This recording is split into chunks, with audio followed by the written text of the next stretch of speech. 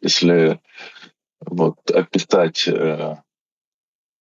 одним словом состояние Трампа, то он боится.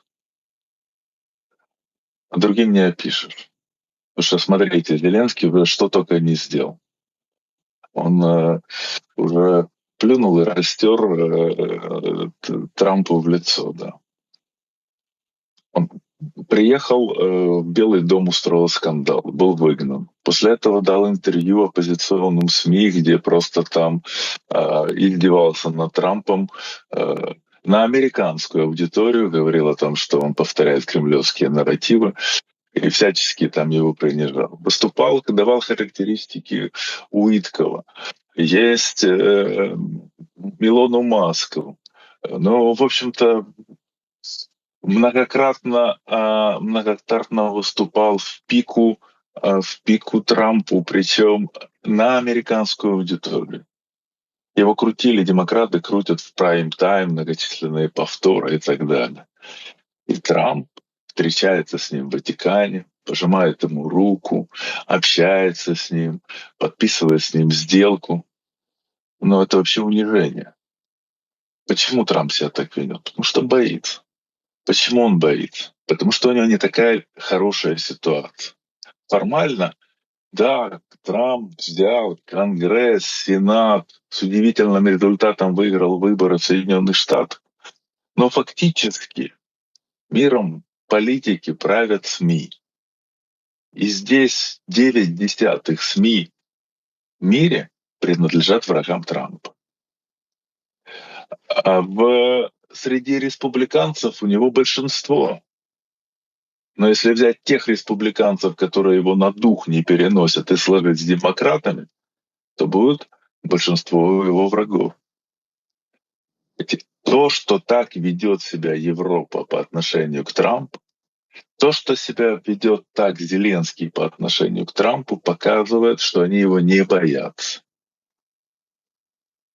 Трамп ввел тарифы, чтобы к нему пришли и начали с ним договариваться. А к нему никто не поехал. Он сам отменил свои тарифы. И это неспроста. У него, повторяюсь, очень непростая ситуация. И дальше есть развилка. После того, когда Трамп там, мытьем, катаньем, там, как угодно, пойдя на сумасшедшие компромиссы с Зеленским, подписал вот это вот соглашение, сделку по природным ресурсам Украины, можно подробно остановиться на ней, но это отдельная тема. И у него теперь есть возможность либо наконец-то санкции, которые у него сейчас уже готовы, весь пакет санкций против окружения Зеленского вводить, возбуждать уголовные дела против окружения Зеленского и Зеленского за разворовывание американской помощи, прекращать поставки американского оружия, отключать им Starlink, прекращать снабжать их разведывательными данными, либо дальше вот так вот, шаг вперед, два шага назад, вот делать так, как он делает. Впереди у Трампа сентябрь. Сентябрь принятия бюджета. До сих пор Трамп поставляет оружие, еще выделенное Байденом. Там было около $3 миллиардов. В принципе, это неплохие поставки, я вам хочу сказать. Если он все поставит, все, чтобы не было недопоставлено Байденом. Судя по всему, поставит все. А разведданные текут, снабжается Украина. Starlink работает.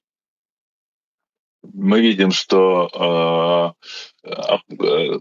Трамп взял на обслуживание за деньги в F-16 старенькие, те, которые были поставлены. Ресурсная сделка, они создали возможность даже бесплатно финансировать, даже без Госдепартамента.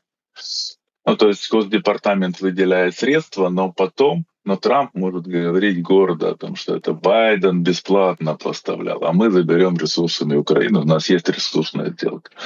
Ресурсная сделка дает возможность морально оправдывать себя Трампу, потому что во время избирательной кампании он говорил одно, больше ни одного рубля Украины, ни одного доллара, прошу прощения. А сейчас вот происходит то, что происходит. Вот. Вот такая вот ситуация. Либо Трамп, вот развилка будет, но мы ее увидим позже.